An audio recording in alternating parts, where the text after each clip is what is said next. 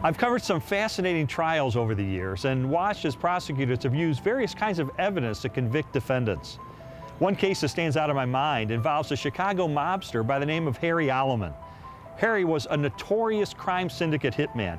He was on trial for murdering a Teamsters Union shop steward. I'd written a lot of stories about Harry over the years because he was a suspect in at least a dozen different murders. I remember one time Harry Alleman cornered me and he pointed a finger really menacingly in my face and he said, "Why do you keep writing these stories about me?" And I'll tell you what, coming from a guy of his reputation, it was a little bit intimidating. But the prosecutors had their own challenges with the case against Harry Alleman. The good news was that the getaway driver agreed to testify against Harry. The bad news was he demanded leniency in return. And the prosecutors knew that when the jurors found that out, it would call into question his motivation for testifying. They needed corroborating evidence. They needed someone else to back up what the accomplice was saying. And sure enough, they found a neighbor of the murder victim who testified that he was out walking his dog when he saw Harry Alleman commit the crime. They put him in a witness protection program. He testified against Harry Alleman, so did the accomplice. Harry was convicted, and today he's spending the rest of his life behind bars. That is the power of corroborating evidence in a court of law. The question is, do we have any corroboration for the New Testament of the Bible? Do we have any evidence outside the Bible that corroborates what the New Testament tells us about Jesus?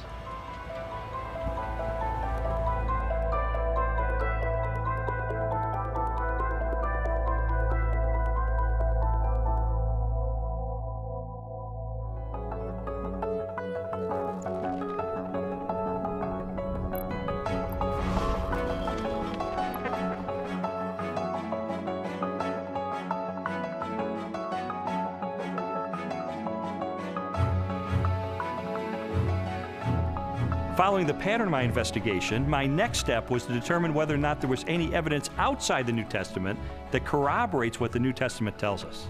Jesus, of course, wasn't the emperor of the Roman Empire. He wasn't some autocrat that had conquered half of the world, but he did leave an impact in his own environment and created a movement that grew from there. And there is a remarkable amount of documents and corroboration. Josephus refers to him. The Roman historian Tacitus refers to him. Suetonius, the political writer, refers to him. Critics refer to him. And so it's like a stone thrown into a pond. The ripples go out and everywhere are felt. It's a very impressive record taken as a whole. In AD 93, the Jewish historian Josephus published his work, Antiquities of the Jews. Scholars generally agree that the following text accurately records Josephus' record of Jesus. Now there was about this time Jesus, a wise man, for he was a doer of wonderful works, a teacher of such men as received the truth with pleasure. He drew over to him both many of the Jews and many of the Gentiles. When Pilate, at the suggestion of the principal men amongst us, had condemned him to the cross, those that loved him first did not forsake him. And the tribe of Christians, so named for him, are not extinct to this day.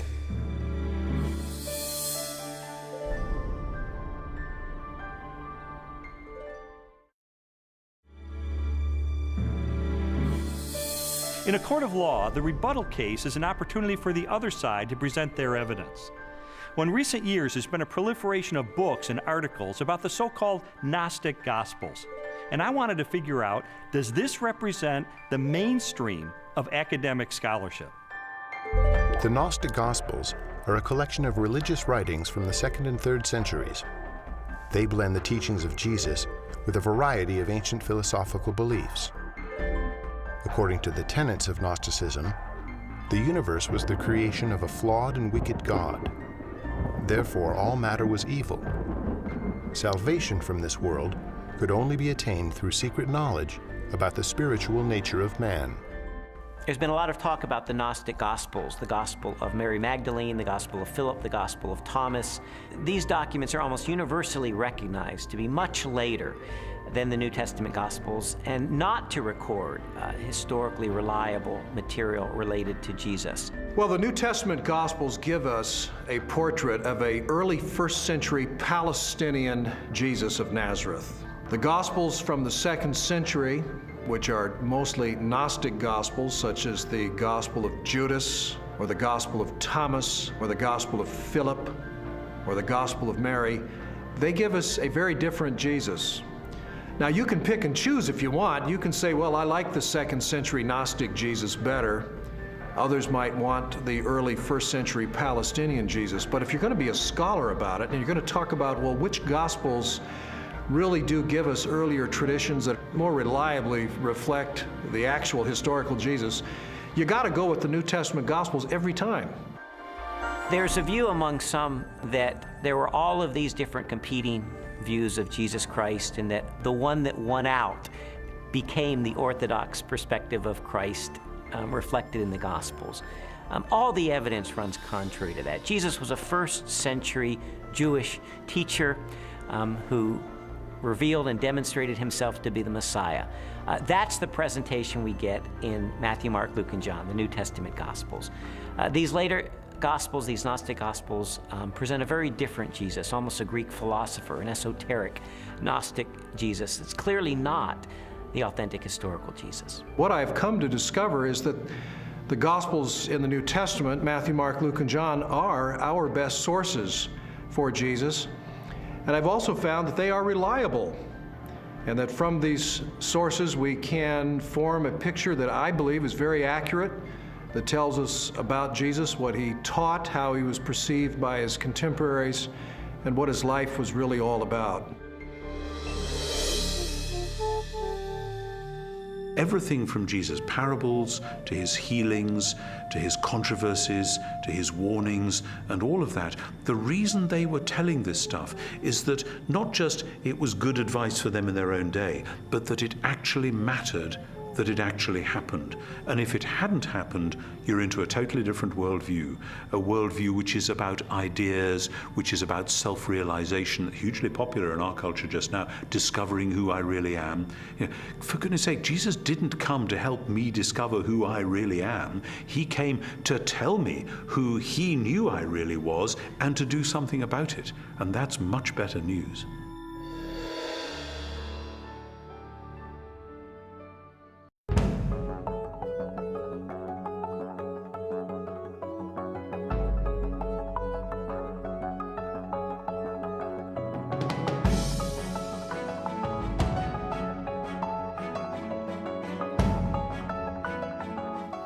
I remember one time a witness was called in a murder trial I was covering for the Chicago Tribune. He was supposed to testify that he had seen the defendant shoot the victim. But instead, he shocked everybody by saying, "I shot him." Later, the defendant got in the stand and said, "Yeah, that's right. He shot him, not me." Suddenly, the jury had two conflicting stories. Prosecutors had strong evidence that the defendant was guilty. But now there was another version of events that flatly contradicted that. In the end, though, several other eyewitnesses confirmed that the defendant was guilty and that the witness who confessed was merely trying to cover for him. With overwhelming evidence of his guilt, the defendant was convicted. In a similar way, we have the New Testament painting one picture of Jesus, but the so-called alternative Gospels telling another story. Well, which is right? Well, the evidence strongly supports the New Testament.